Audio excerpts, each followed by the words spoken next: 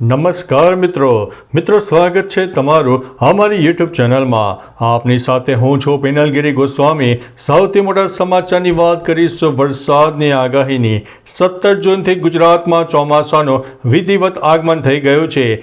ગઈકાલે ડાંગના આહવામાં 7.17 ઇંચ વરસાદ નોંધાઈ ગયો છે। તેના લીધે થઈને પ્રકૃતિ સોળે કળાએ ખીલી ઉઠી છે તો શિવઘાટ ધોધ પણ વહેતો થતા આહલાદક દ્રશ્યો સર્જાયા છે।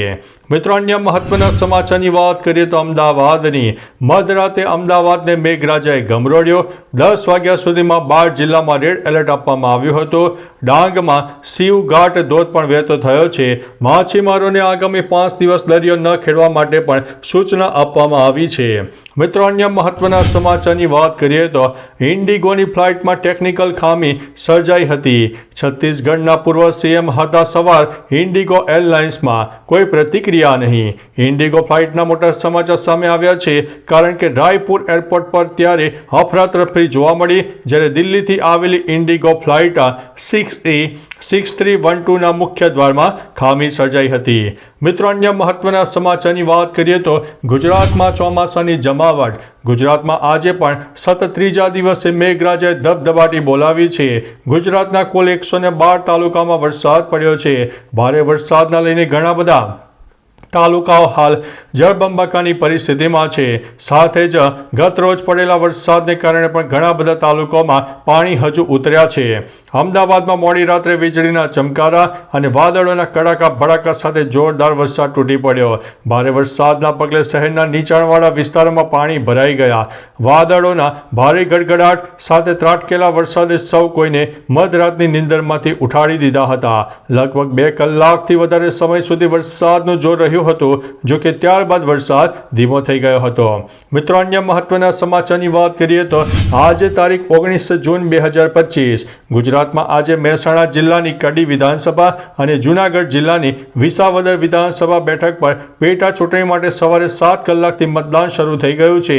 જે સંદર્ભે ઈવીએમ ફાળવણી સ્ટાફ ફાળવણી સુરક્ષા બંદોબસ્તની કામગીરી પૂર્ણ કરાઈ હતી। વિસાવદર નગરપાલિકા દ્વારા પ્રથમ 100 મતદાન કરનાર વ્યક્તિઓને છોડ આપવામાં આવવાનું આયોજન હતું। મિત્રો અન્ય મહત્વના સમાચારની વાત કરીએ તો રાજા રઘુવંશી હત્યાકાંડની તપાસ કરી રહેલી ઇન્દોર પોલીસને વધુ એક મોટી સફળતા મળી છે। પોલીસના સૂત્રોના જણાવ્યા અનુસાર સોનમ જે સંજય વર્મા નામના વ્યક્તિના મોબાઈલ નંબર ઉપર સતત વાતચીત કર્યા કરતી હતી તે નંબર પ્રેમી રાજ કુશવાહ ઉપયોગ કરતો હતો। સોનમે 25 દિવસમાં 112 વખત ફોન ઉપર વાત કરી હતી। મિત્રો અન્ય મહત્વના સમાચારની વાત કરીએ તો મધ્ય ગુજરાતના સોજિત્રાના દેવા તળપત ગામના મકાનના દાદરા ધરાશાયી થતા 2 મહિલાઓના મૃત્યુ થયા છે। મિત્રો અન્ય મહત્વના સમાચારની વાત કરીએ તો ગુજરાતમાં અનેક જગ્યાએ છાસવારે વીજળી ડોલ થઈ જતી હોય છે। 2 છાંટા પડ્યા નથી કે વીજળી ગાયબ, શેત પવન ફૂંકાયો નથી કે વીજળી ગાયબ। વિરમગામ ઉત્તર વીજ કંપનીનો વહીવટ દિન પ્રતિદિન કથળતો જાય છે। શહેરમાં છેલ્લા 7 દિવસથી અનેક વિસ્તારોમાં દિવસ અને રાત્રિના સમયે વીજળીની સમસ્યા સર્જાય છે। વારંવાર વીજળી ગુલ થઈ જતા નગરજનોમાં ઉત્તર વીજ કંપની સામે આક્રોશ જોવા મળી રહ્યો છે। મંગળવારે શહેરના ખાનકા ડેલા પાસે આવેલું વ્હાઇટ હાઉસ નામનું 3 માળનું બિલ્ડિંગ જર્જરિત થઈ જતા બિલ્ડિંગ ઉતારી લેવાનું કામકાજ ચાલુ કરવામાં આવ્યું ત્યારે ટાવર પાછળના મોટા ભાટવાડા ગદાવાડા ખાન ડેલા જાગફાળી સહિતના વિસ્તારોમાં વીજ પ્રવાહ બંધ કરવામાં આવ્યો હતો।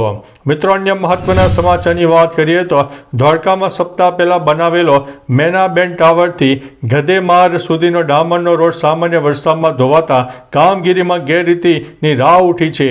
ભક્તિ કોર્પોરેશન એજન્સીએ 35 લાખમાં બનાવેલો ડામર રોડમાં ખાડા પડતા ઠીંગડા મારવાની નોબત આવી છે।